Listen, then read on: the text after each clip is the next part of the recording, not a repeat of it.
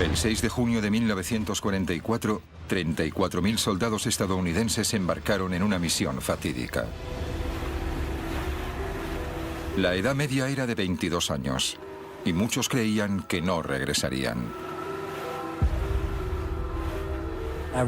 Escribí una carta a mi hermana en la que le decía: no esperes que regrese a casa. Creía que moriría. En 1944 los nazis ocupaban Europa. Los aliados lanzaron el mayor ataque de todos los tiempos desde el mar contra una costa fuertemente defendida por las fuerzas alemanas. Era la mejor oportunidad para liberar el oeste de Europa. Sin embargo, para los soldados, incluso si llegaban hasta la costa, era una batalla por la supervivencia. Habías hecho todo el camino hasta la playa de Omaha, pero cuando salías de la embarcación no llegabas tan lejos como hasta aquí. Estabas luchando por tu vida entre las olas. Esta es la épica historia de la batalla de 12 horas por la playa de Omaha. Su corazón les decía que hacían lo correcto, no solo para su país, no solo para sus familias, sino también para el mundo entero. Pero uno de los puntos de inflexión de la historia moderna gira en torno a algunos factores sorprendentes y unas tácticas extraordinarias. No solo dependía del poder del hombre y de las armas más avanzadas, sino también de magos, invenciones extravagantes como tanques que podían navegar o paracaidistas explosivos, y de los espías que enviaban mensajes secretos en palomas mensajeras. Era una batalla en la que las vidas de miles de soldados estadounidenses pendían de la precisión de la previsión del tiempo o del diseño de la hebilla del paracaídas. A pesar de los ingeniosos instrumentos tácticos y de las estrategias, a lo largo de una desprotegida superficie de arena de un centenar de metros, las armas más poderosas de la guerra siguen siendo el liderazgo y la valentía.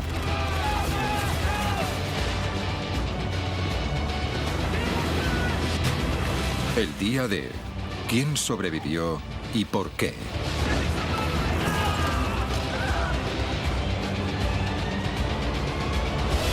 El día del desembarco.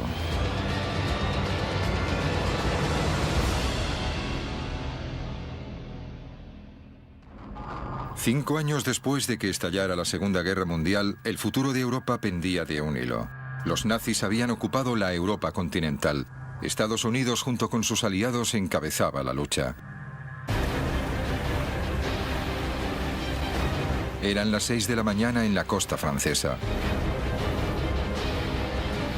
8 compañías de soldados estadounidenses, la primera oleada, esperaban para entrar en combate.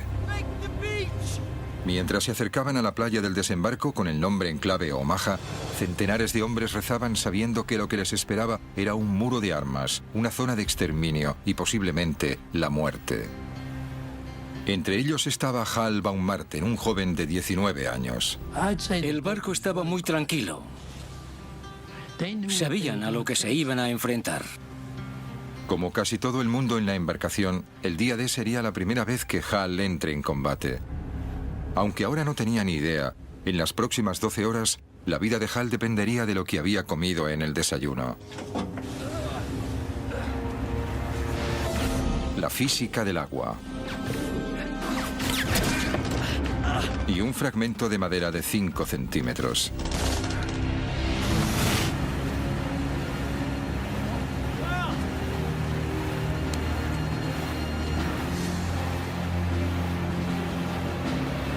Justo un año antes, Hal estaba estudiando en la Universidad de Nueva York. Era un prometedor jugador de béisbol. Entonces fue reclutado. Escribí una carta a mi hermana. No esperes que vuelva a casa. Creía que moriría. Una de las razones por la que Hal quería luchar era por su fe. Soy judío y había visto todas las noticias. Los alemanes iban de pueblo en pueblo y obligaban a las personas a llevar las estrellas de David. Como todos los soldados judíos, a Hal se le dio la opción de cambiar su placa. De ese modo, si era capturado, podía evitar la persecución nazi. Pero Hal tenía otras ideas.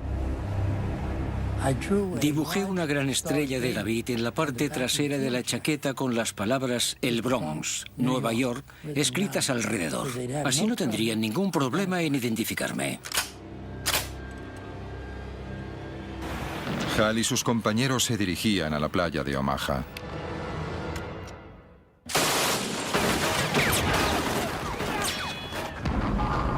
Unos 1.200 alemanes estaban atrincherados con vistas a la costa. Estaban armados con la nueva y devastadora arma de los nazis, la MG-42, el arma de fuego más rápida del mundo. El doble de rápida que la ametralladora estadounidense Browning.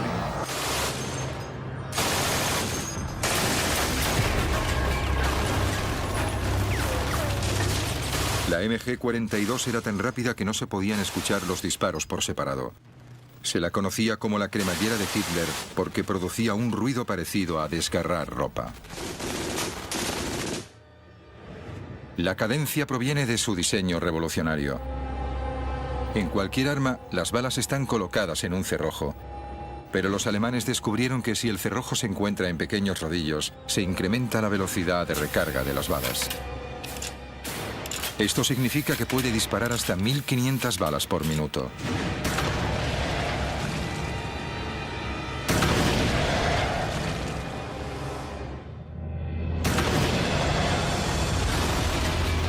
Eso eran 25 proyectiles por segundo dirigiéndose a una velocidad de 3.200 kilómetros por hora hacia el barco de Hal. Pero aquí no había solo una MG-42, había 5. Eso significaba que el bote de sal podía ser alcanzado por 125 proyectiles cada segundo. Cuando un soldado usa tácticamente esa ametralladora del modo correcto, es una verdadera pesadilla. Una de las primeras cosas que tienes que hacer en el combate es buscar la ametralladora del enemigo e inutilizarla. Inutilizarla inmediatamente. Hal y los otros hombres debían inutilizar esas armas.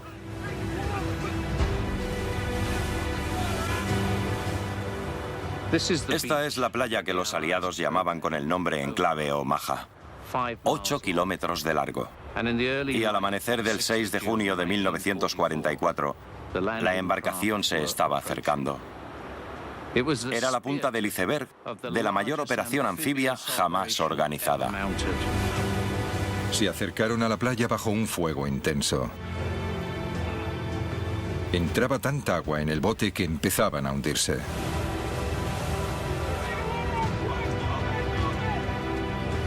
Y los bandazos desencadenaron otro problema: los mareos.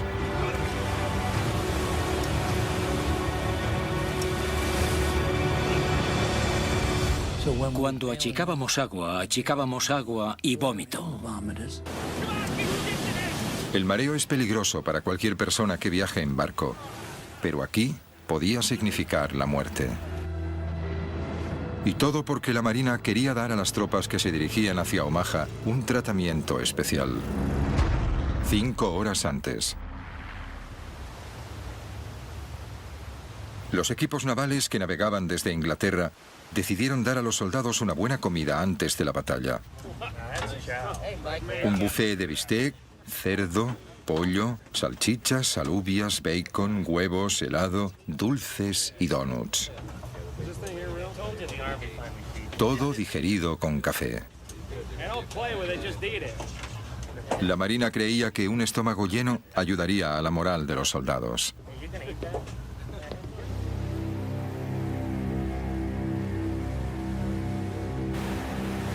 Hal se saltó el desayuno y solo comió una barrita de chocolate.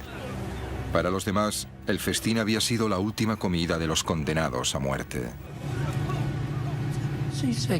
Diría que el mareo afectó al 60% de sus capacidades de lucha. Al llegar a la playa de Omaha, muchos estaban debilitados. Y ocurría en el peor momento.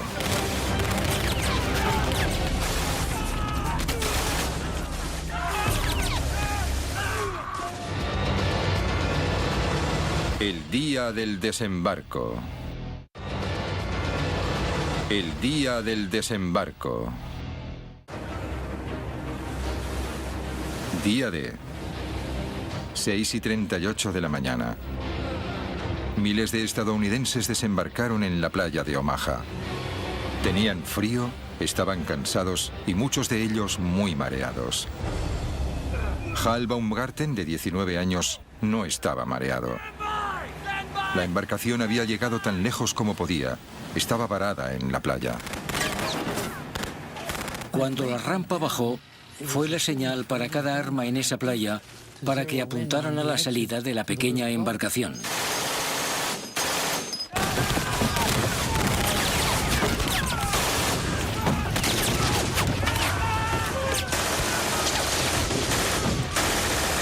El fuego de las ametralladoras alemanas alcanzaba las rampas de salida de las embarcaciones, reduciendo sin piedad el número de hombres. La única posibilidad de supervivencia para ellos consistía en hacer lo que no debían hacer: saltar hacia los lados. Y me tiré al agua.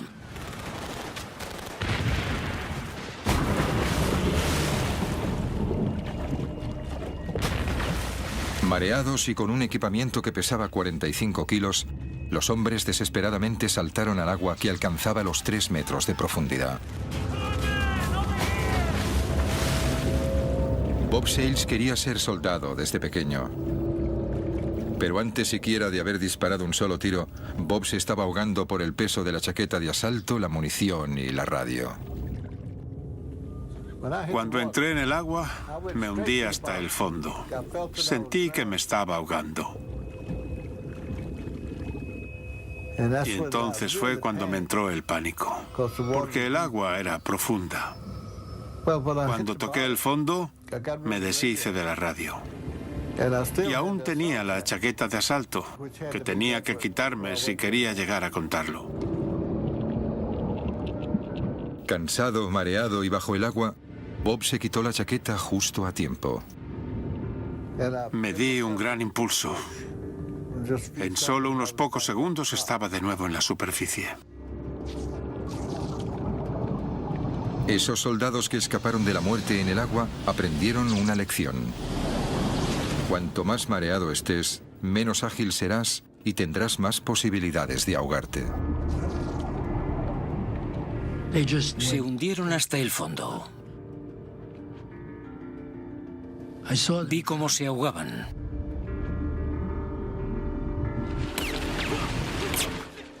Hal solo comió una barrita de chocolate para desayunar y no estaba mareado.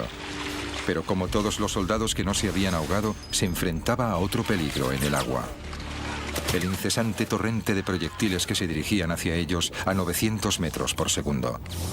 Sobrevivir a ese caos dependía de la física, porque ahora era el agua lo que podía salvarlos.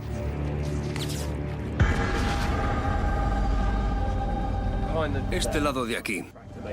Bien, manos a la obra. Charlie Adcock es un experto en balística que está llevando a cabo un experimento para descubrir qué pasa cuando los proyectiles de una MG-42 golpean el agua, y usa tecnología del siglo XXI para hacerlo. Lo que tenemos aquí es una cámara de alta velocidad. Va a ralentizar el tiempo unas 120 veces. Ben va a disparar su MG-42, que es un arma automática que fue disparada contra los soldados en Omaha. Y vamos a ver qué es lo que pasa con las balas que viajan a una velocidad de 900 metros por segundo. ¿Qué pasa si no se detienen en el tanque? Que se van a salir del tanque y tendremos que tapar el agujero y volver a intentarlo. Bien, carga el arma. Ahora tira fuerte de la palanca.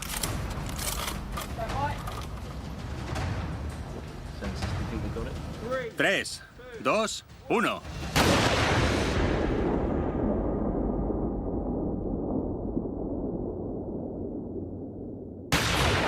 La resistencia del agua es tan grande que detiene los proyectiles a menos de 1 metro. Básicamente, ha pasado de ir a 900 kilómetros por segundo a 0 en 1 metro, como máximo. En la playa de Omaha, el margen entre la vida y la muerte era de solo unos pocos centímetros. Si los proyectiles golpeaban el agua a 30 centímetros, estabas muerto. A 1 metro o más, estabas a salvo.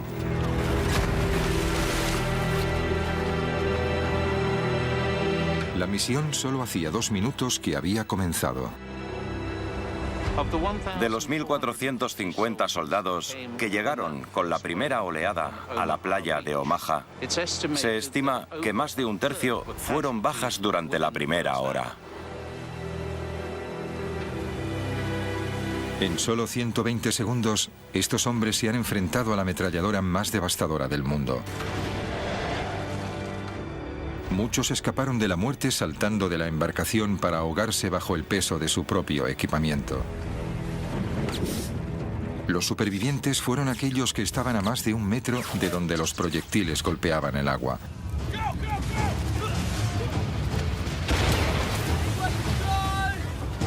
Hal Baumgarten estaba entre los afortunados. Seguía vivo 2 minutos después de haber desembarcado en la playa de Omaha. Era un panorama horrible.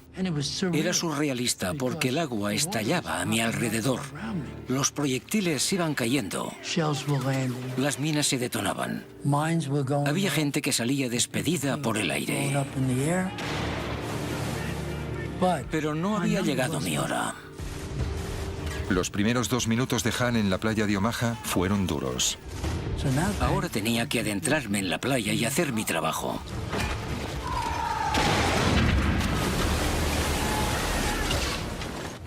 Eran las 6:42 de la mañana, 10 minutos después del desembarco. Las cosas iban muy mal.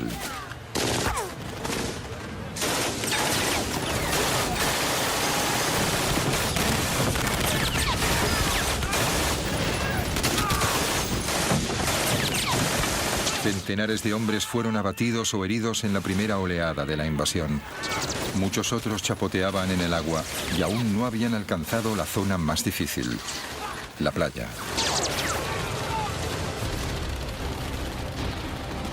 Los hombres tenían que cruzar una playa expuesta al incesante fuego de las ametralladoras. Era una zona mortal de unos 300 metros, la longitud de 3 campos de fútbol. En cada sitio se enfrentaron a peligros diferentes. Durante los primeros 182 metros tenían que pasar por diferentes obstáculos. A partir de los 240 metros había un dique e hileras de alambradas. Y luego estaban los campos de minas con unas 17.000 minas. Finalmente, después de 300 metros, alcanzaban las dunas de la parte trasera de la playa. Solo entonces podían empezar a atacar a los alemanes. Era muy surrealista. Estabas cruzando la playa, lo habías visto en películas, pero nunca te había ocurrido. Esto era lo que me estaba sucediendo. La infantería estaba sola y desprotegida en la playa, pero había un plan para ayudarles, con tanques. Si los aliados podían poner tanques en la playa por delante de los soldados, podrían darles cobertura y atacar las defensas alemanas. Pero la embarcación que llevaba los tanques era vulnerable. Ellos mismos necesitaban un modo de conseguir que los tanques llegaran a la playa. Así que los inventores aliados concibieron una idea ingeniosa. Un tanque sumergible, es decir, un tanque DD. Un vehículo de asalto anfibio. El tanque DD fue una idea alocada que surgió de repente en medio de una época de guerra. Fue un artilugio de Rube Goldberg. Era un tanque Sherman normal, conducido con propulsores en el agua, con una pantalla de lona sujetada por cilindros neumáticos. Y lo más increíble de esto es que funcionó. En los meses anteriores al día D se probaron los tanques anfibios y pasaron las pruebas con éxito. Se usarían para alcanzar la costa durante el asalto, surgiendo del agua para sorprender a los alemanes. Al comienzo del día D, los tanques se encontraban a 5.500 metros de la costa, en una gigantesca embarcación. Uno de los comandantes de los tanques era el sargento Don Lucy, de 24 años. Era el más joven de los 6 hijos de una gran familia irlandesa de California. Don era un gigante de 1,80 m que amaba a su pastor alemán Duke. Todo el mundo conocía a Don como Babe. El trabajo de Don consistía en hacer que un tanque DD alcanzara la playa de Omaha, uno de un grupo de 32. Una vez en la playa, debería de haber un tanque cada 45 metros, lo que proporcionaba cobertura a la infantería. Pero había un problema. Las olas alcanzaban los 2 metros. Los tanques anfibios no se habían probado bajo estas condiciones. Habían trabajado en un lago o un muelle tranquilos, pero era algo completamente diferente cuando el mar estaba revuelto. Era casi un suicidio, pero los planificadores no tenían elección. En las semanas antes del día D, los aliados habían reunido en secreto un gran ejército al sur de la Gran Bretaña. Cualquier retraso incrementaba las posibilidades de que los alemanes descubriesen su plan. Mientras tanto, la meteorología había sido mala durante días con fuertes rachas de viento y precipitaciones. Los aliados no podían lanzarse bajo esas condiciones. Necesitaban que mejorase y pronto. Fueron malas noticias para los planes de los aliados porque la invasión no podía esperar. Los alemanes descubrirían pronto los planes. Era un gran problema. De repente, desde el Atlántico Norte llegó información secreta. Barcos especiales. No estaban aquí para luchar, sino para medir el viento y la presión atmosférica. Ofrecían pistas sobre el tiempo que iba a hacer a 3.200 kilómetros de distancia, en el Canal de la Mancha. Enviaron poca información, pero crucial. Las previsiones sugerían una tregua. Un día en el que el tiempo mejoraría ligeramente. El 6 de junio.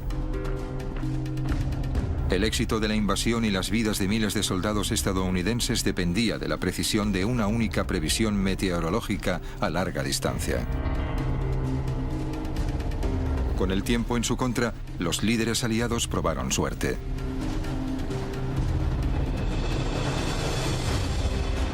El 6 de junio el tiempo mejoró, pero los mares aún estaban revueltos. Entre estas olas, a 5 kilómetros de distancia de la costa, la embarcación de Don Lucy envía los tanques DD.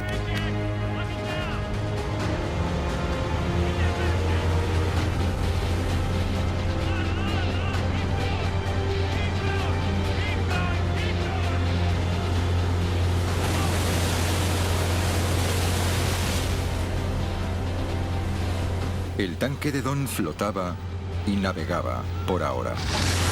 Pero la lona no estaba diseñada para resistir olas de 2 metros. Casi de manera inmediata, el agua empezó a entrar a través de la lona. Y la tripulación empezó a achicar agua no solo para salvar el tanque, sino también para salvar sus propias vidas.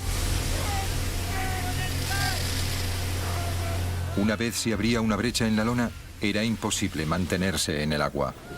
Y el tanque comenzó a hundirse.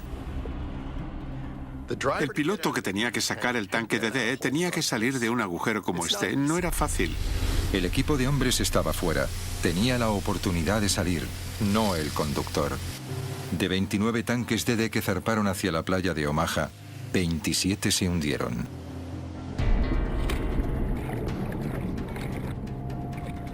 De los otros tanques que alcanzaron la playa, la mayoría fueron destruidos. Como no estaba en el tanque, Don Lucy escapó. Pero los otros 33 miembros del equipo no tuvieron tanta suerte. El fracaso de los tanques DD anfibios al no poder llegar a la costa significó que los hombres de la playa de Omaha dependían de ellos mismos. Ahora debían luchar solos y apoderarse de las inexpugnables posiciones sin tanques que los protegieran. Nos tenían que encabezar por la playa, pero no llegó a ocurrir. En la playa, el recuento de víctimas seguía aumentando. Pero no era la única historia que se desarrollaba en Omaha. El día del desembarco. El día del desembarco. 7 de la mañana del día D. media hora después de que empezaran los desembarcos en la playa de Omaha. El joven recluta alemán de 18 años, Franz Göckel, había estado disparando sin cesar a las tropas estadounidenses desde que empezó la invasión aliada.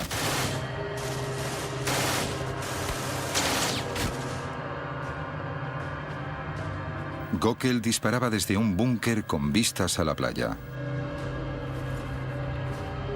Era parte de una red de 14 posiciones fortificadas construidas en lo alto de las dunas. Un producto de las previsiones militares alemanas. Pero cómo Göckel y los búnkeres llegaron hasta aquí se debe a una batalla de la inteligencia en el que estaban involucrados un mago británico poco conocido y uno de los mayores tácticos militares del mundo. Göckel fue uno de los 20.000 soldados que tenían que defender Normandía. Justo un año antes estaba trabajando para la empresa de su padre cerca del Valle del Ruhr, arreglando tejados dañados por las bombas aliadas.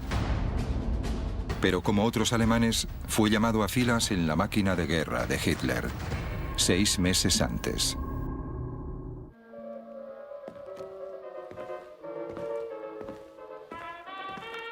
Para Franz Göckel, este búnker también era un hogar. Dentro de este puesto de guardia de cemento, sus camaradas y él dormían, comían, escuchaban música y se relajaban. Cuando llegó el día D, hacía meses que estaban allí. El hecho es que los soldados que fueron enviados a Normandía para vigilar las defensas atlánticas consideraban que era un trabajo fácil.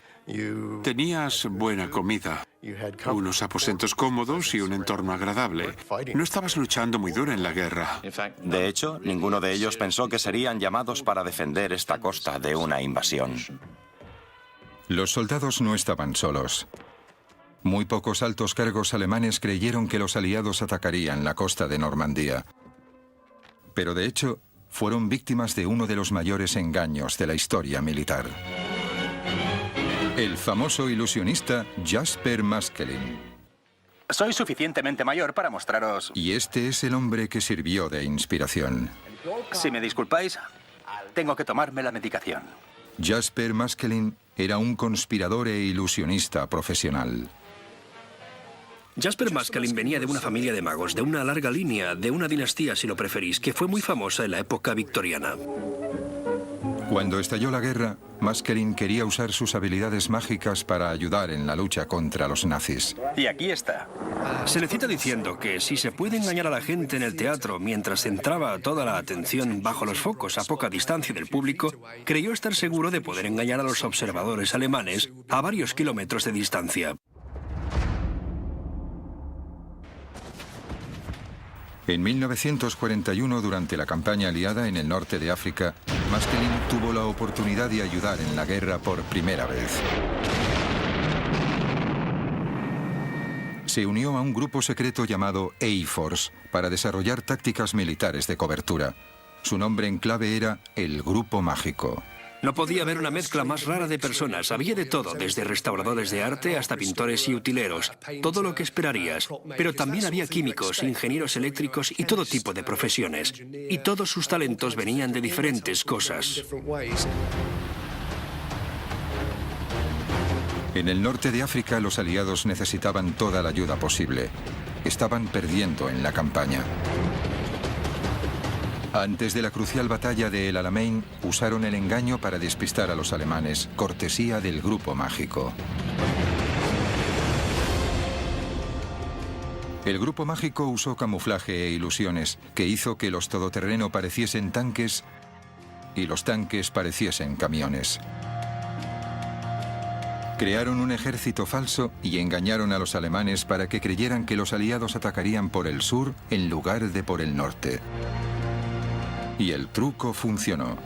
Los aliados ganaron en el Alamein y consiguieron que la campaña del norte de África fuese a su favor.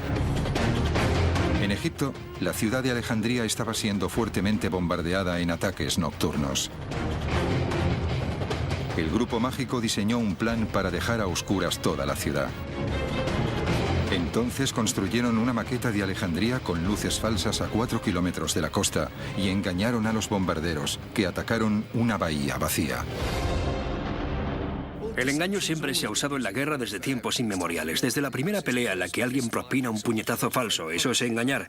Pero lo que Maskelyne y su grupo hicieron fue, por así decirlo, usar la tecnología de la época para empezar. En ese sentido era un hombre de su época, pero también proporcionó un aire teatral. En 1943, los planificadores aliados se dieron cuenta de que a las ideas de Maskelyne se les podía dar un uso más estratégico. Esconderían el verdadero lugar de desembarco de la invasión de Europa, creando uno falso.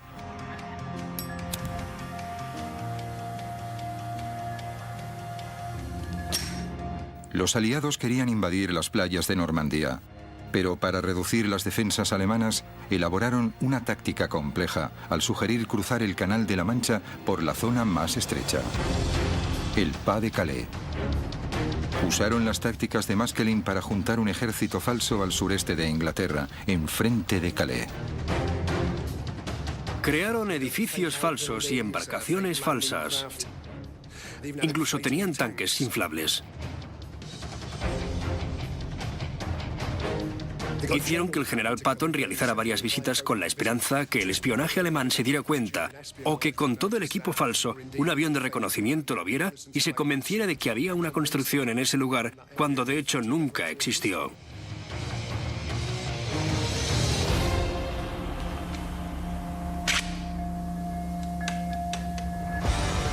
Los alemanes cayeron en la trampa de los aliados. En los meses anteriores al día D, el mando nazi desplazó la mayoría de sus divisiones de tanques y gran parte de su infantería de Normandía hacia el Pas de Calais, a 240 kilómetros de distancia. El engaño de los aliados funcionó perfectamente. Los alemanes dejaron parte de una división para defender la playa de Omaha. Franz Gockel pertenecía a una pequeña fuerza de 600 hombres, pero no por mucho tiempo.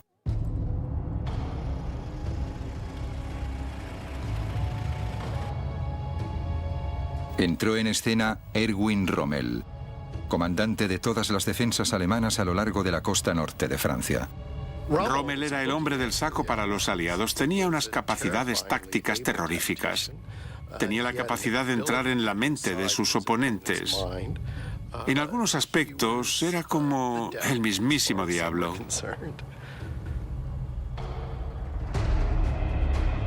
La reputación de Rommel se debe principalmente a que luchó en el desierto con recursos mínimos. Y venció a los aliados una vez tras otra. Rommel no era el típico soldado. Disfrutaba haciendo fotografías. Le gustaban los animales, en especial su mascota Ajax, un teckel. Incluso tocaba el violín. Y lo más importante, era un maestro estratega y un comandante habilidoso.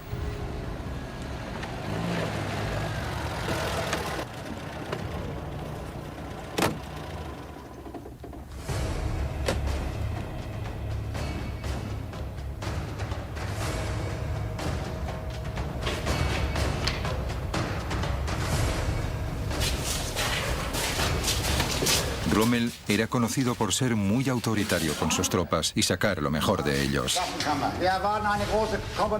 En Omaha, Rommel tuvo un déjà vu.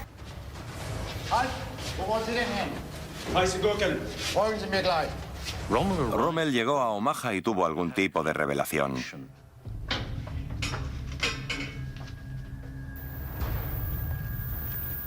Le recordó a otra playa que había conocido. Era Salerno.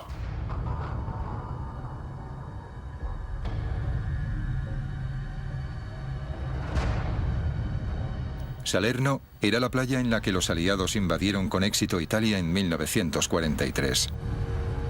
Miles de tropas desembarcaron allí en un asalto anfibio que aplastó a los alemanes.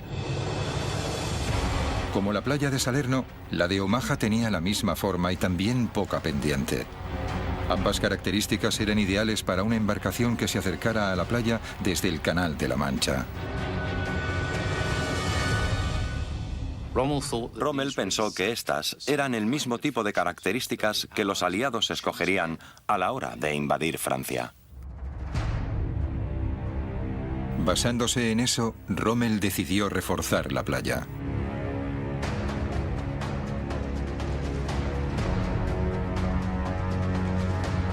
Durante los siguientes meses, la playa de Omaha sufrió una transformación. Los búnkeres se mejoraron para convertirlos en fortificaciones.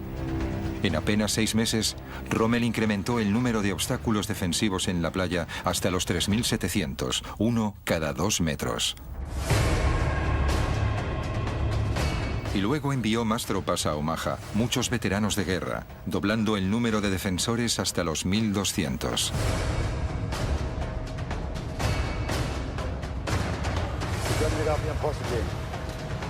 Rommel transformó un lugar costero tranquilo en una fortaleza formidable con posiciones de lucha desde las que se veían grandes partes de la playa.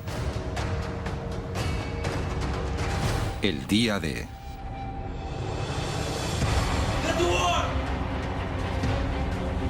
El 6 de junio de 1944 se confirmaron las sospechas de Rommel.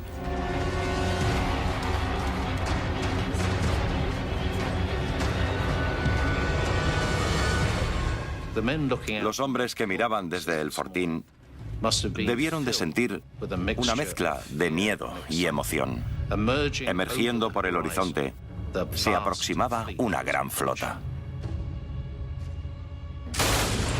Las 7:05. Había pasado más de media hora desde el comienzo de la mayor invasión anfibia de la historia. Desde las nuevas fortificaciones reforzadas, Franz Göckel disparaba tan rápido como le permitía su arma. No sabía cuántos hombres había matado hasta que los cuerpos empezaron a ser arrastrados a la playa. Era el día D y la muerte se decidía en un combate de ingenio. Inicialmente, los aliados consiguieron ocultar el lugar del desembarco a los alemanes. Pero las tácticas de Rommel eliminaron cualquier ventaja que hubieran ganado gracias a este engaño, con consecuencias devastadoras. Ahora, Hal Baumgarten estaba al comienzo de la zona mortal de la playa de Omaha. En medio del caos, Hal vio a Robert Garvett, su mejor amigo en el ejército.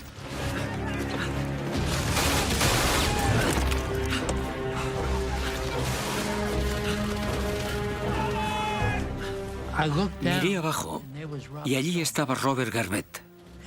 Me llegó porque se me caían las lágrimas. Y las lágrimas estaban rojas de la sangre en mi cara. Para los soldados estadounidenses, las primeras horas de la invasión de la playa de Omaha fueron un verdadero infierno. Pero se suponía que no tenía que ser así. De hecho, los aliados tenían un plan para eliminar todas las fuerzas defensivas alemanas. Pero algo les detuvo. El día del desembarco. El día del desembarco.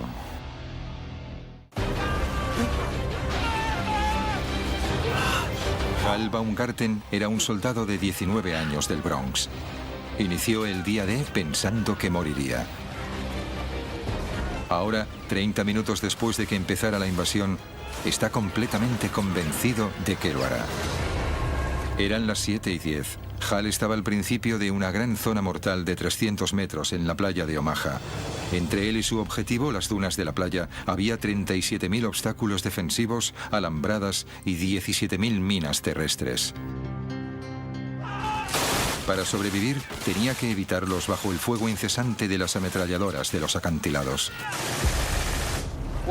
Lo que era interesante de la playa de Omaha es que no había ninguna cobertura. Se podían usar algunos obstáculos o los cuerpos de tus compañeros muertos. Pero, mientras tanto, los alemanes seguían disparándote desde los acantilados. Debió de ser horrible. Hal debía correr sin ninguna cobertura para el fuego. A su alrededor no solo había violencia y muerte, sino también locura. Vio a un soldado que conocía. No llevaba casco. Tenía un agujero en la parte izquierda de su frente. Su pelo estaba manchado de sangre. Se arrodilló y empezó a rezar con su rosario. Y una ametralladora lo partió por la mitad.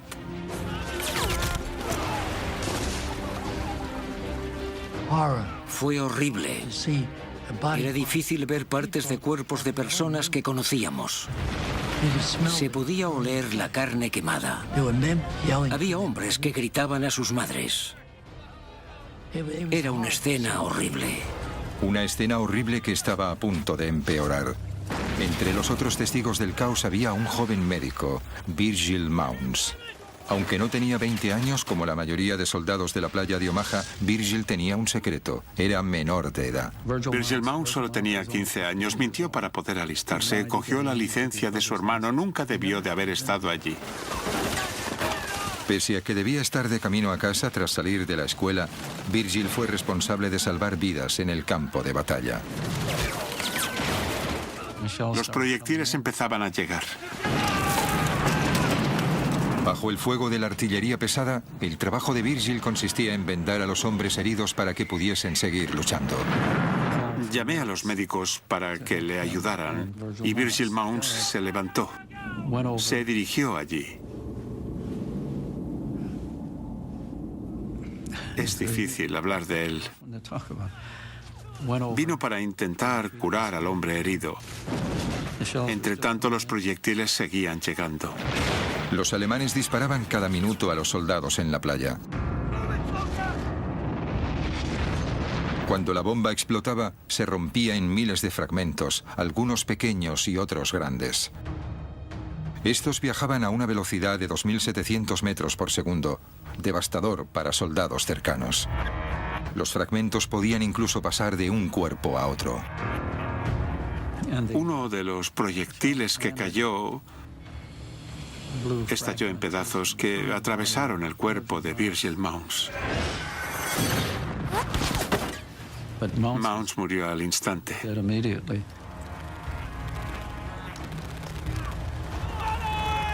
Eso es algo que no puedo olvidar. Y es tan vivido como una fotografía, porque nunca se pueden olvidar este tipo de cosas. A pesar de la trágica muerte de Virgil Mounds, la verdadera tragedia es que pudo haberse evitado. Esto se debía a que los aliados sabían el tipo de artillería pesada que tenían los alemanes para defender la playa de Omaha y planearon neutralizarlas esa misma mañana. En las colinas, los alemanes juntaron un amplio arsenal de armas. Había 30 armas antitanques, 17 morteros pesados y más de 20 armas de campo. Estos eran el tipo de fortificaciones que los alemanes usaron para almacenar sus armas. Los planificadores aliados sabían el tipo de armas que había allí y su poder, y habían pensado un plan para neutralizarlas. 4 horas antes. Temprano, la misma mañana del día D, los aviones aliados partieron para bombardear las defensas alemanas en la playa de Omaha. 446 aviones armados con 13.000 bombas equivalían a 1.000 toneladas de explosivos. Prometía ser el mayor bombardeo de precisión de la historia. Las fuerzas aéreas eran tan precisas que podían acertar a un barril desde 3.000 metros de distancia, y esa era una oportunidad para demostrarlo. Pero con nubes bajas y densas, los bombarderos dependían del radar, un invento relativamente nuevo para atacar la costa. La Marina no confiaba en ellos y le preocupaba que las bombas impactaran en los barcos de los aliados que esperaban en el mar. Cuando los bombarderos pesados se aproximaron a la playa, la nube aún evitaba que pudiesen ver su objetivo actual.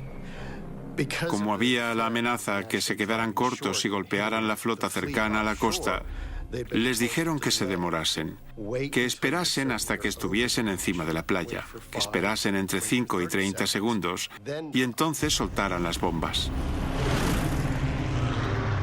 Una demora de unos pocos segundos podía cambiarlo todo. Para un bombardero a 3.000 metros de altitud y viajando a 240 kilómetros por hora, una demora de 5 segundos significaba que sus bombas podían fallar el objetivo por medio kilómetro. Una demora de 30 segundos y podía fallar por 2,5 kilómetros. Ese día se lanzaron 13.000 bombas, pero increíblemente ninguna impactó en la playa de Omaha ni en los búnkeres. Fue el mayor error de los planes aliados del día D. Oh, madre mía, nada funcionaba. Iba a ser uno de los peores días. Hal Baumgarten se encontraba al comienzo de una playa llana y expuesta. Y me dije a mí mismo, tengo que salir de esta playa. Solo había una manera de recorrer esa distancia. Estaba en buena forma. Estaba en el equipo de atletismo en la escuela y jugaba fútbol, así que estaba en buena forma. 300 metros para cobijarse. Hal necesitaba alcanzarlo tan rápido como pudiera. ¿Cuánto tardaría? Veámoslo con ropa más ligera. 65 segundos.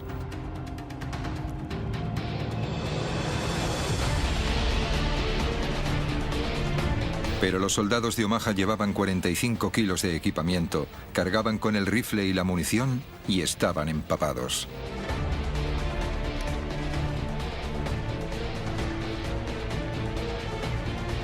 Un minuto y 30 segundos, un 50% más de tiempo, un 50% más de posibilidades de que le dispararan. Pero Hal estaba decidido, tampoco tenía alternativa. Inició una carrera traicionera a lo largo de la arena. Estaba pensando, ¿qué sentiré cuando una bala me atraviese? ¿Qué se siente cuando te disparan?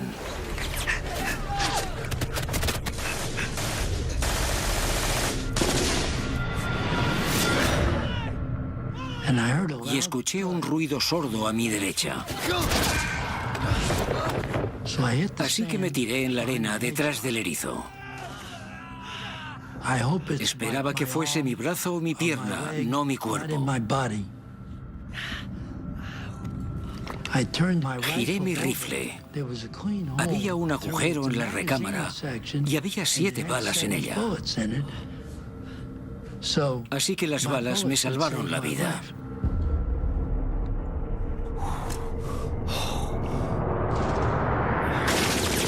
Salvado por una recámara. Un gran golpe de suerte.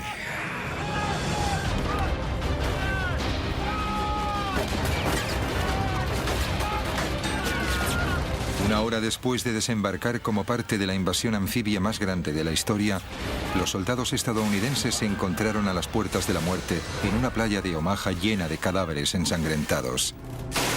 Los alemanes demostraron ser un enemigo más duro de lo que esperaban. A lo largo de la costa había cierta cantidad de nidos de ametralladoras escondidos en el terreno rocoso, entre los cuales había 5 ametralladoras alemanas de 155 milímetros que podían eliminar cualquier cosa en un radio de 24 kilómetros. Podían arrasar Omaha y la cercana playa de Utah, así como abatir las embarcaciones de los aliados que llegaban para ayudar en la invasión. Esas armas podían eliminar los transportes a medida que se acercaban a la costa. Cada transporte llevaba miles de soldados, y dentro de ese radio de 24 kilómetros eran vulnerables. Las ametralladoras debían destruirse, pero se encontraban en lo alto de unos acantilados de 45 metros. El trabajo de eliminar las armas requería un tipo especial de hombres. Hombres entrenados para misiones suicidas de alto riesgo. Sabíamos que iba a ser peligroso. Creíamos que seríamos capaces de hacer el trabajo. Esto era parte del entrenamiento del comando. Podías hacer todo lo que te habían dicho. George Kessner era un joven teniente de los Rangers de élite del ejército. Antes de la guerra, George había dejado el instituto y trabajaba en una heladería. Cuando esta estalló, se alistó en el ejército y su vida cambió. Demostró ser un candidato excepcional para oficial y fue aceptado en los Rangers para las operaciones especiales. Durante los 6 meses de entrenamiento, George ocultó un secreto a sus compañeros por miedo a que le costase su ingreso en la unidad de élite. Pero ahora, momentos antes de desembarcar en la playa de Omaha, descubrió que no era el único. Ver al enemigo y dispararle se volvió mucho más importante cuando ellos te estaban disparando a ti. Los Rangers debían escalar unos acantilados de 45 metros bajo un fuego incesante.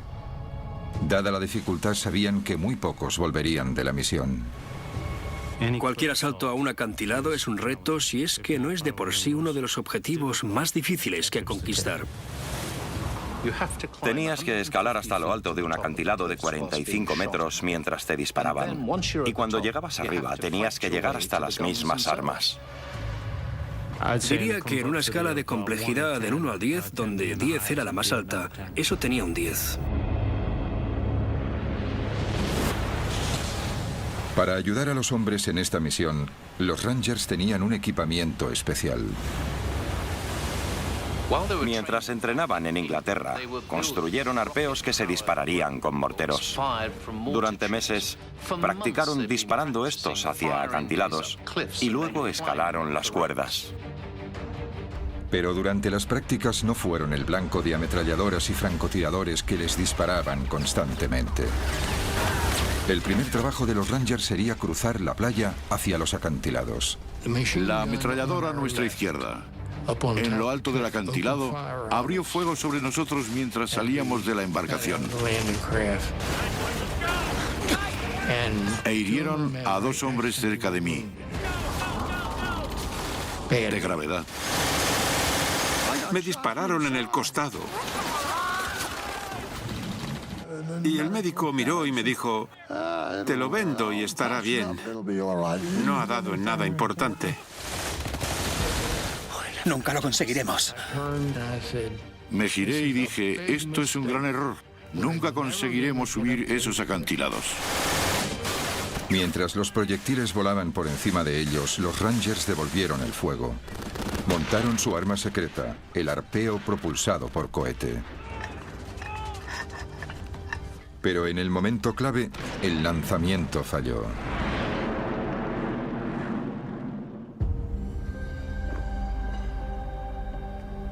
Esto es un experimento para explicar lo que ocurrió, en el que se usa una réplica exacta del mortero. Lo que vamos a hacer es que vamos a insertar el arpeo en el mortero. Y vamos a lanzarlo a lo alto de este acantilado, que es muy parecido al acantilado de Pondwalk, y veremos qué pasa. 3, 2, 1.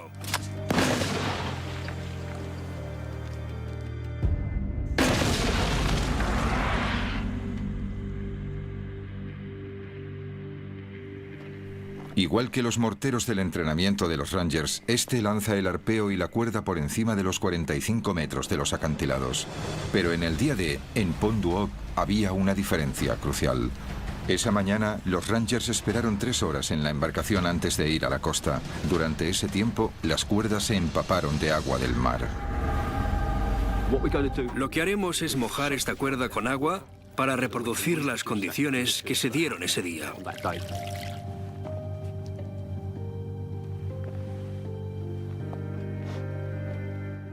3, 2, 1.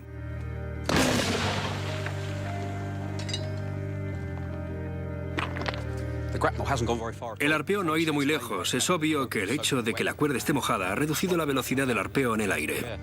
Solo unos pocos centenares de centilitros de agua han sido suficientes para evitar que el arpeo alcanzara la cima. En Pondwalk fue la diferencia entre el éxito y el fracaso. Creo que eso es lo que ocurrió ese día. Este fue uno de los problemas que tuvieron. De las 60 cuerdas que tenían los Rangers, solo 19 estaban lo suficientemente secas como para alcanzar la parte superior de los acantilados. Kershner fue uno de los que subió las cuerdas inmediatamente. Solo me puse... Aunque la cuerda estuviese mojada, no me preocupaba. Posiblemente estuve subiendo unos 15 o 20 segundos.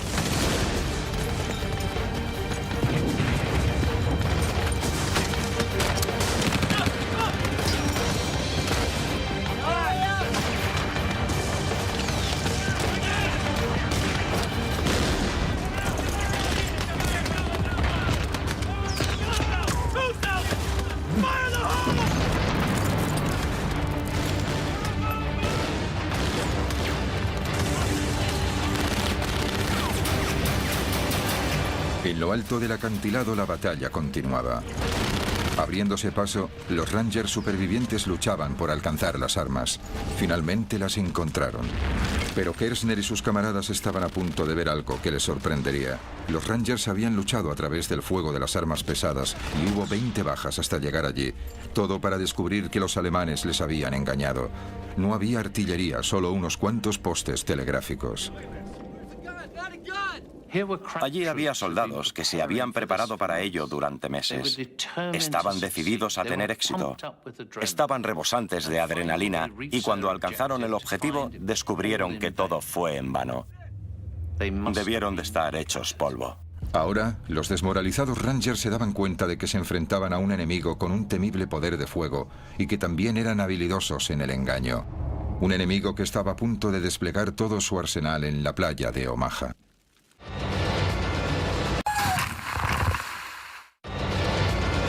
El día del desembarco.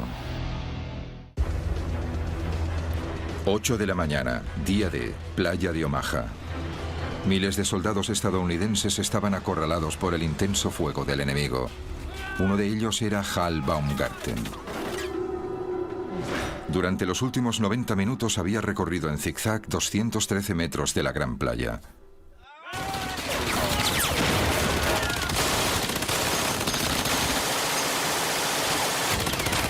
Durante ese tiempo, había visto a hombres ser abatidos por las ametralladoras.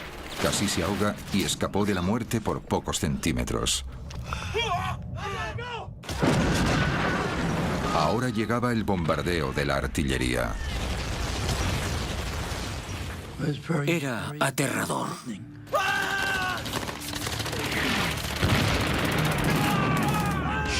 Los proyectiles daban mucho más miedo que si te dispararan con una ametralladora.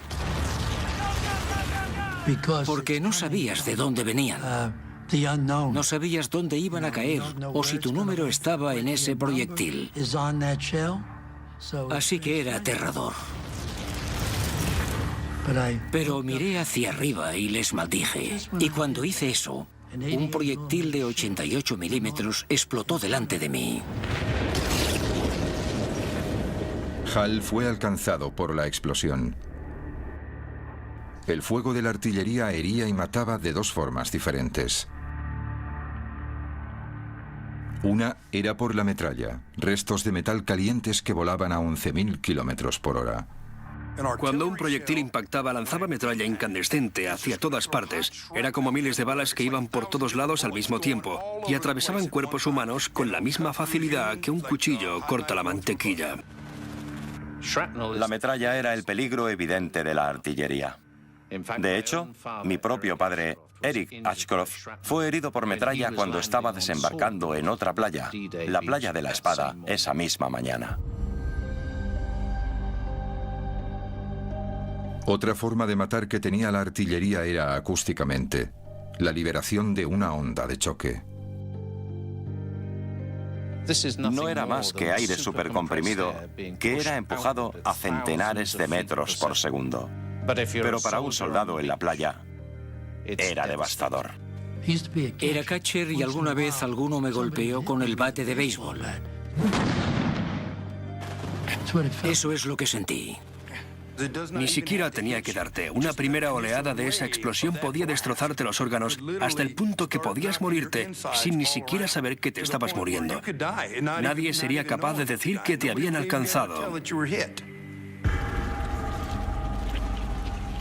Aunque sobrevivió, la metralla y la onda de choque casi le arrancan media mejilla a Hal.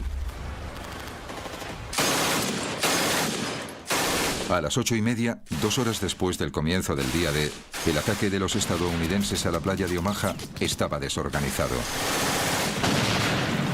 La derrota parecía evidente. Pero tras las líneas alemanas, un grupo de valientes civiles llevaban a cabo una lucha clandestina. La resistencia francesa. En los meses anteriores al día D, la resistencia francesa empezó a incrementar la operación de espionaje sobre los movimientos de las tropas alemanas para comunicarla a los aliados. Los espías de la resistencia se centraron en particular en las nuevas defensas que los alemanes habían construido a lo largo de las playas del día D, pero era un trabajo arriesgado. Había 200.000 soldados nazis que buscaban cualquier indicio de espionaje. Así que la resistencia francesa tenía que ser creativa en su operación de espionaje. El artista Robert Dwan ayudó pintando paisajes y colocando mensajes ocultos en sus imágenes. Estaba haciendo con sigilo el mapa de las fortificaciones costeras alemanas. El miembro de la resistencia, Jean Marion, enviaba mensajes a los aliados mediante palomas mensajeras, de Francia a Londres en solo 4 horas. A medida que el día D se acercaba, los miembros de la resistencia incrementaron su actividad saboteando las comunicaciones alemanas. Destruyeron las líneas de telégrafos y volaron trenes.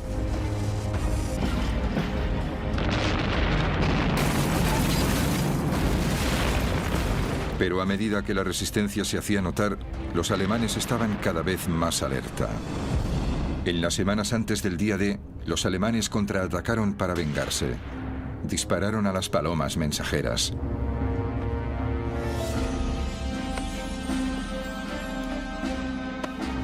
Luego capturaron a miembros de la resistencia y a ellos también les dispararon. En ese momento, la resistencia ya había causado mucho daño. En la playa, sin comunicaciones, los alemanes tenían dificultades para pedir refuerzos. Solo las fuerzas aliadas pudieron abrirse paso en Omaha.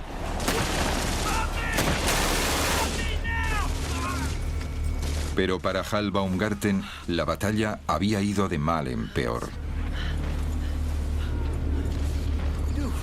Gravemente herido por el fuego de la artillería, su único refugio era el dique que tenía enfrente. Unos 240 metros a lo largo de una playa de 300 metros de ancho. Aquí se juntaban los supervivientes, aunque sus esperanzas se desvanecían.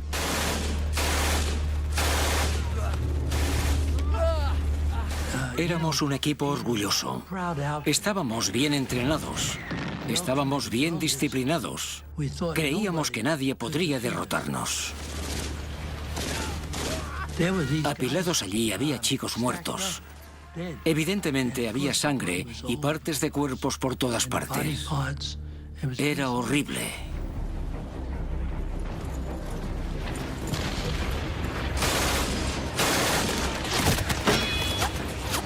Me pregunté, ¿por qué no yo? ¿Cuándo me atravesará una bala?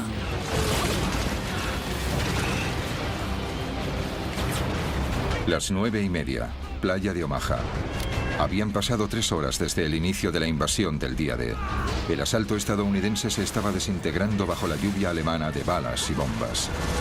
Entre los que luchaban por sobrevivir estaba el sargento de 19 años, Bob Slaughter. Era un estudiante y no había acabado el instituto. Supongo que decidimos que queríamos tener una aventura. Y puedo decirte que tuvimos más de lo que habíamos planeado. Bob y sus compañeros estaban arrinconados en el dique y reinaba la confusión. Perdimos a nuestros oficiales, perdimos a nuestros compañeros. No teníamos ningún líder. Éramos solo un puñado de chicos como yo que hacíamos lo mejor que podíamos. Los hombres estaban asediados desde 2 flancos. Por delante, el incesante fuego de los alemanes. Por detrás, las olas que se acercaban rápidamente. A las 9:30, el mar cubría la mayor parte de la playa, lo que dejó a miles de hombres desesperados apiñados en un trozo estrecho de tierra de apenas 9 metros de ancho.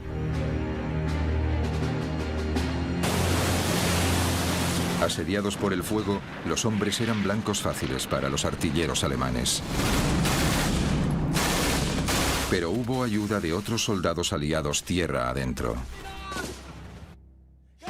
8 horas antes.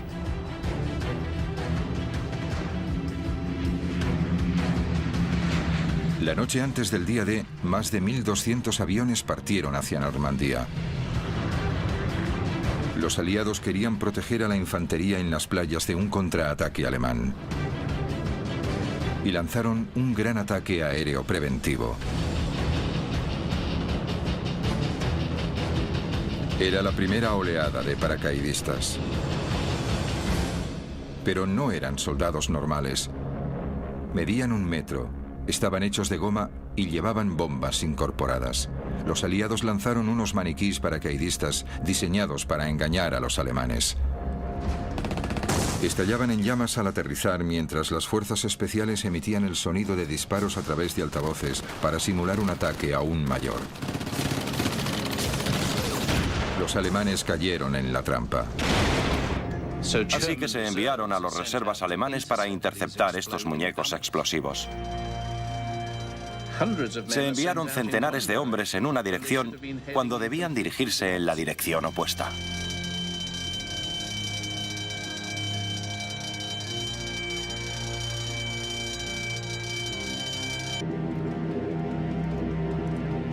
Ahora era el turno de los 13.000 verdaderos paracaidistas. Esta era la 101ª División Aerotransportada. Pat Buckley era un paracaidista de 20 años. En el momento en que regresara a Inglaterra, 1 de cada 5 de sus compañeros habría muerto o le habrían herido. El avión de Pat se acercaba a la zona de salto.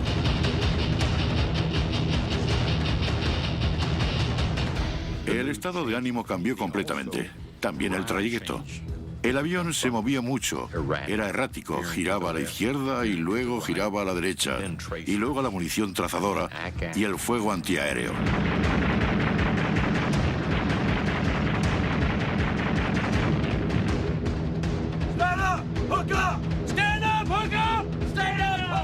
Se santiguaban. Rezaban. Había llegado el momento. Comprobabas el hombre que tenías delante y le dabas una palmadita en la espalda. ¿Está todo el mundo bien? Claro que sí. Te ponías frente a la puerta y no había casi ninguna pausa. Éramos como un líquido que goteaba fuera del avión. De repente se activó el sistema de apertura automático del paracaídas. Se desplegaba y se producía un tremendo tirón.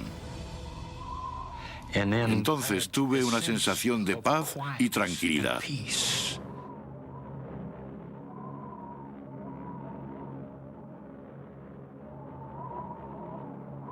Lo que Pat no sabía es que el mayor peligro al que se enfrentaban los paracaidistas era algo que llevaban puesto.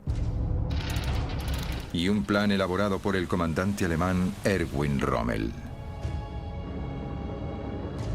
Para ponérselo más difícil a la división aerotransportada de una fuerza invasora, Rommel ordenó a los alemanes que inundaran centenares de kilómetros cuadrados de campo, haciendo que 2 de los grandes ríos de Normandía se salieran de su cauce.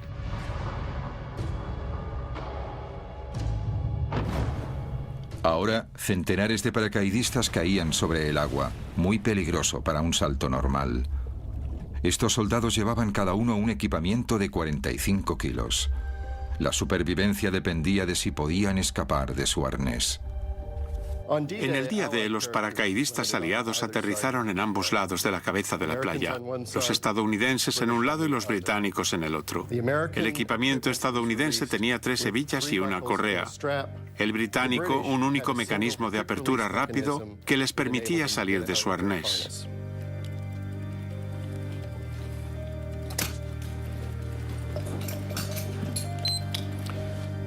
El paracaidista británico salió de su arnés en apenas 5 segundos, mientras que el paracaidista estadounidense seguía luchando para salir del suyo. El paracaídas se enrollaba en los hombres. El arnés ahora era una trampa mortal. Tenías que liberarte del paracaídas porque este podía caerte encima.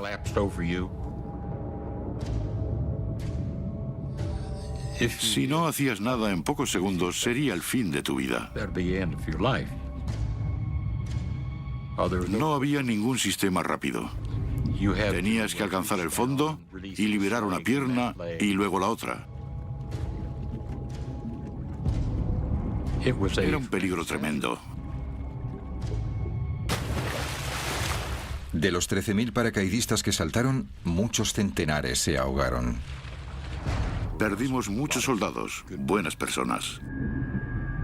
Para muchos soldados, el diseño de su hebilla era la diferencia entre la vida y la muerte.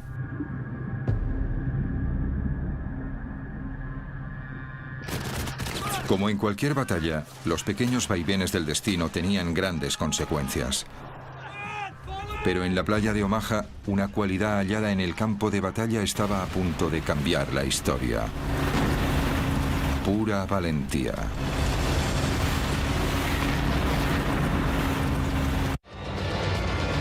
El día del desembarco.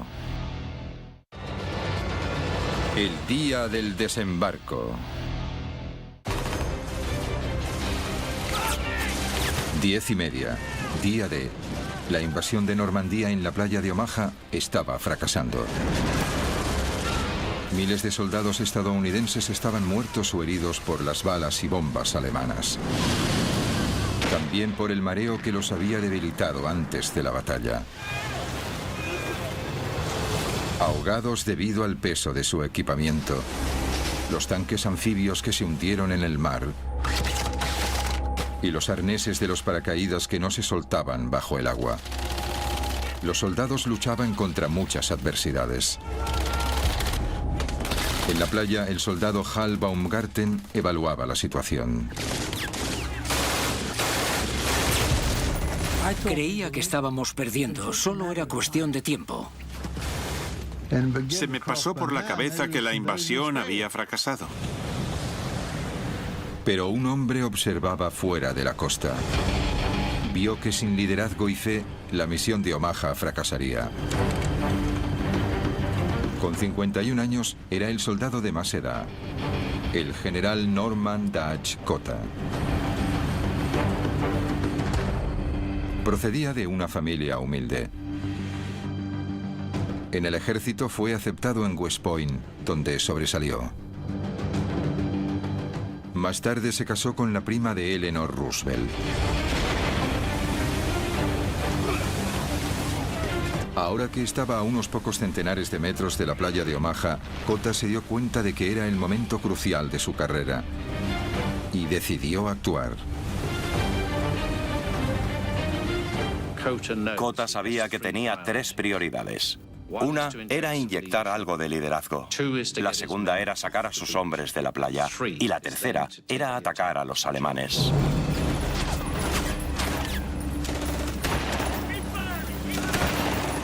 Una vez en tierra, Cotta tomó el control. De repente algunos de mis hombres dijeron: capitán, mira ese hombre de allí. Y miré la playa y a unos 90 o 140 metros había un hombre con un cigarro que estaba gritando a la gente de la playa. Era difícil de creer que hubiese alguien corriendo por la playa, porque seguían disparando. Incluso desde esa distancia parecía algo más voluminoso que la mayoría de nosotros. Y nos preguntamos, ¿quién será? El hombre no temía a nada.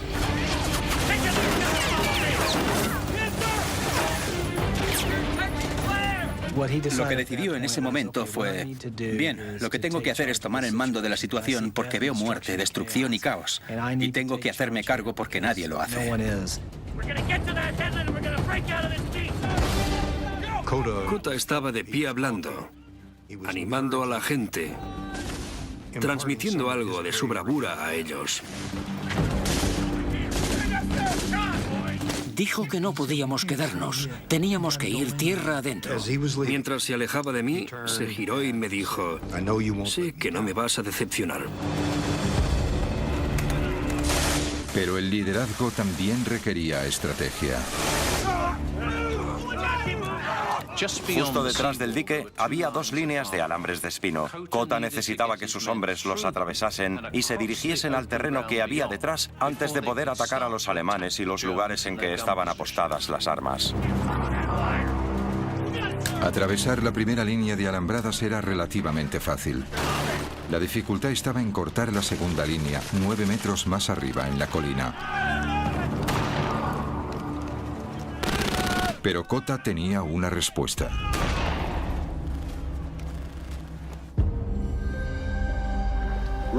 Lo que tenemos aquí es un torpedo Bangalore. Es parecido a los que los Rangers usaron en la playa en 1944. Y como puedes ver, tiene dos partes. La primera parte es un tubo de acero como este. Está lleno de 35 kilos de TNT. Puedes ver que tiene una punta como de bala que le ayuda a pasar a través de alambres de espinos. Esta es la segunda parte. Como puedes ver, esta parte se junta con el extremo de esta otra y ayuda a atravesar las defensas que vas a hacer estallar. Para los soldados bajo el fuego enemigo, la velocidad era clave. El torpedo Bangalore debía atravesar las alambradas rápidamente. Es la hora de probar el arma.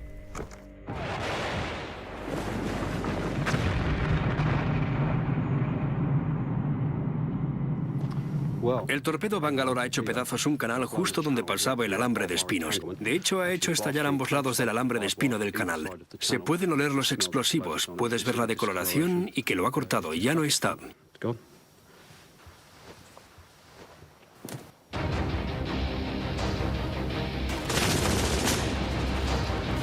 El torpedo Bangalore podría hacer el trabajo para Kota y sus hombres, pero debían colocarlo en posición.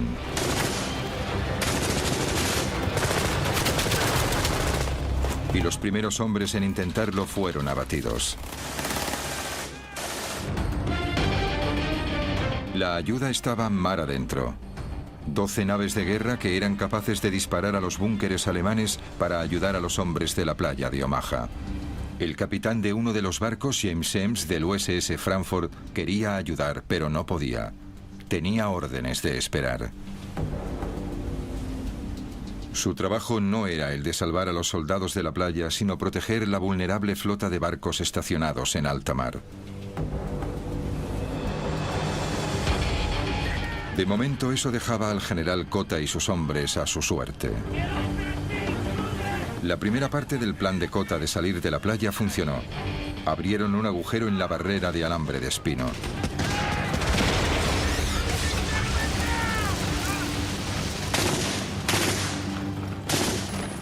Pero esperándoles en lo alto de la colina había una ametralladora MG-42 que disparaba 25 balas por segundo.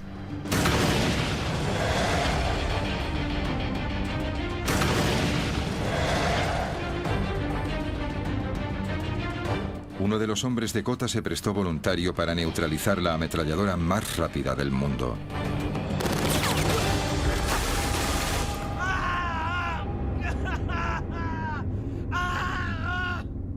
Imagina que eres Kota. Por segunda vez te encuentras en un momento crítico.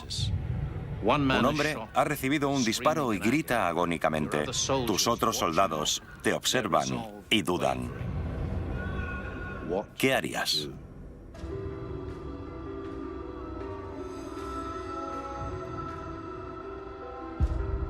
Ese general sabía que estaba al mando y que necesitaba hacer que ocurriera algo, si no acabarían todos muertos.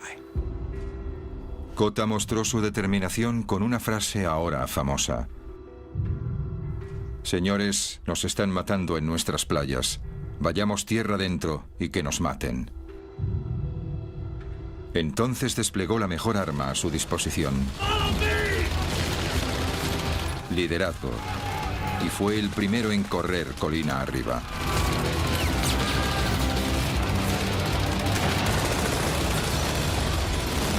La decisión de un comandante conllevó una acción que inspiró a sus hombres.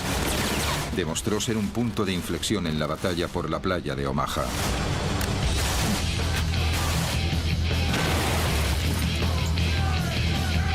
Kota lideró el asalto.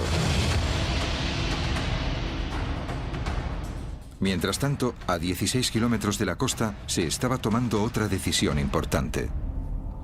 En los barcos de la flota del día D, algunos oficiales intentaban seguir la batalla. Como muestran estas imágenes de la playa, había centenares de hombres muertos o heridos en la arena o en el agua. Los oficiales estaban a punto de rendirse. A media mañana, estaban pensando si desplazar otros soldados que habían dejado en otra playa. Los oficiales se enfrentaban a un dilema estratégico. utilizar sus destructores para proteger los barcos o usarlos para atacar a los alemanes en la playa. Empezó a llegar la información de que los soldados empezaban a abrirse paso a través de las líneas alemanas. Después de horas esperando, finalmente los comandantes de la Marina dan la orden de atacar. Se le permitió al comandante James Semmes del USS Frankfurt dirigirse a toda velocidad hacia la costa. Semmes llevó al Frankfurt tan cerca de la playa que se arriesgó a tocar el casco contra el fondo marino. Justo a 730 metros de la costa, el Frankfurt se puso de costado y disparó. Empezaba el ataque. El proyectil pasó por encima de mí. Escuché un silbido. Y luego, ¡boom!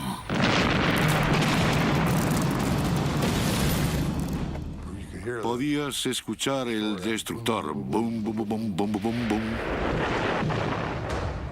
Lo que querías hacer era darle la mano al capitán de ese barco. Para los hombres fue un momento de alivio. Otros 11 barcos de guerra se unieron al ataque.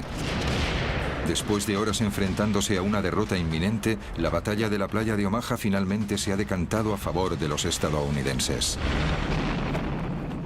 Día del desembarco. Día D, playa de Omaha. Un momento y un lugar en que la más mínima decisión podía marcar la diferencia entre la vida y la muerte.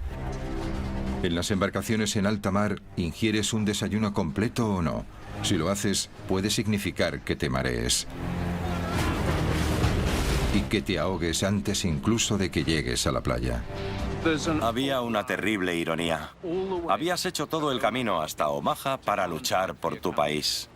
Pero cuando salías de la embarcación, no llegabas tan lejos. Tenías que luchar por tu vida en el agua. Una vez en el agua, la diferencia entre un proyectil que te mataba y uno que fallaba era de unos centímetros.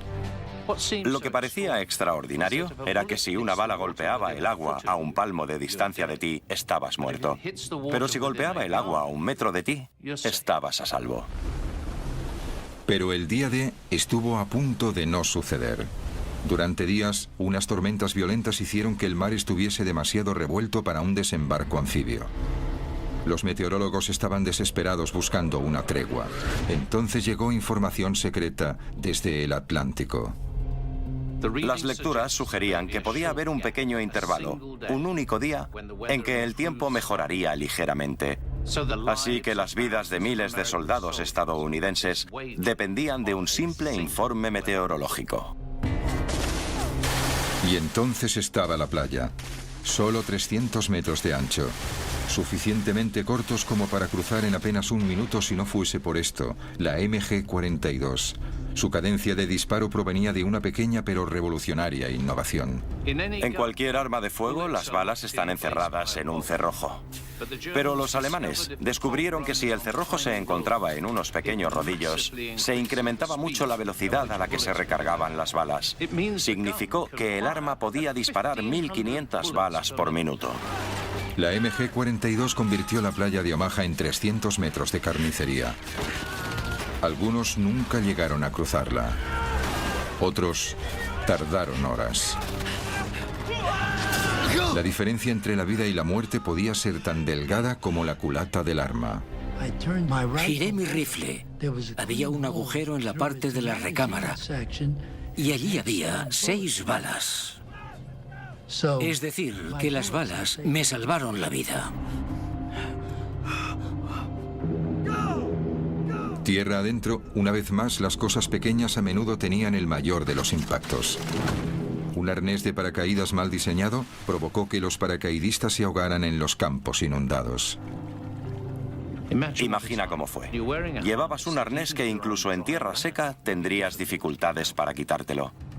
Era terrorífico. Pero en la batalla, la valentía podía superar los golpes del destino. El general Cote y sus hombres se habían abierto paso. Ese hombre no temía nada. Con el respaldo del fuego naval, abrieron una ruta por el interior. Un ejército de hombres podía por fin entrar en Francia. Y empezó la liberación del oeste de Europa. Lo que fue más sorprendente es que en los días posteriores al día D, otros 200.000 hombres aterrizaron trayendo con ellos 3 millones de toneladas de suministros. Un ejercicio logístico de lo que nunca antes se había visto y que no se ha visto desde entonces. Esta es una fotografía aérea de la playa de Omaha tomada al mediodía del día D. Había marea alta. Se pueden ver las olas golpeando contra el dique, la embarcación, tanques abandonados y vehículos en el agua.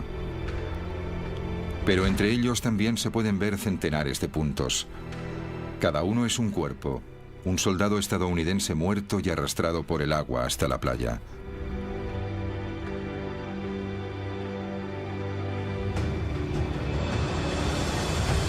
Durante las siguientes 24 horas, el soldado Hal Baumgarten resulta herido en otras 4 ocasiones, 5 veces contándolas todas. Se recuperaría de las heridas, pero otra seguiría persistiendo. Me sentía culpable por sobrevivir porque me iba diciendo, ¿por qué yo? Mucha gente cuando reza a Dios dice, ¿por qué yo? ¿Por qué tengo esta enfermedad? ¿Por qué no me ayuda Dios? Pero en mi caso era todo lo contrario. Decía, ¿por qué yo?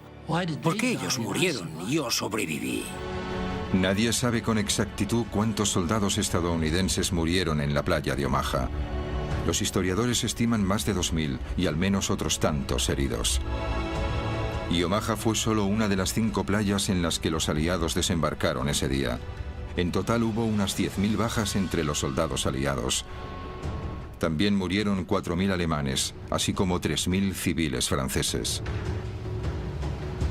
El día D fue una gran causa, quizá la más grande, pero para los países involucrados tuvo un precio muy alto, con vidas que fueron muy cortas y futuros que acabaron demasiado pronto. Esos hombres siempre serán jóvenes para mí. ¿Ves? No son tan mayores como yo. Seguirán siendo jóvenes. Serán tan solo unos chicos yendo detrás de las chicas, bebiendo cerveza y pasándolo bien.